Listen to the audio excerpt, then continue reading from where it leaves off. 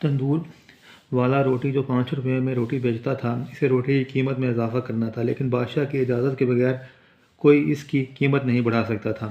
تو وہ بادشاہ کے پاس کہا اور کہنے لگا، بادشاہ سلامت، مجھے روٹی کی قیمت 10 روپے کرنی ہے۔ بادشاہ نے کہا 30 روپے کر دو۔ تندوری نے کہا، بادشاہ سلامت، اس سے شور مچے گا۔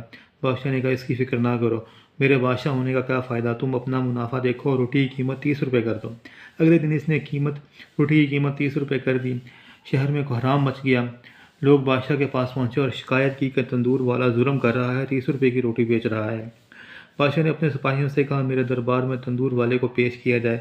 وہ جیسے ہی دربار میں پیش ہوا تو بادشاہ نے غصے سے کہا، تم نے مجھ سے پوچھے بغیر قیمت کیسے بڑھا دی؟ یہ رعایا میری ہے، لوگوں کو بھوکا مارنا چاہتے ہو؟ بادشاہ نے تندوری کو حکم دیا کہ تم کل سے آدھی قیمت میں روٹی بیچو گے، ورنہ تمہارا سر قلم کر دیا جائے گا۔ بادشاہ کا حکم سن کر عوام نے اونچی آواز میں کہا، بادشاہ سلامت زندہ باد۔ اگلے دن 30 روپے کی روٹی 15 روپے میں بکنے لگی۔ عوام خوش، تندوری خوش اور بادشاہ بھی خوش۔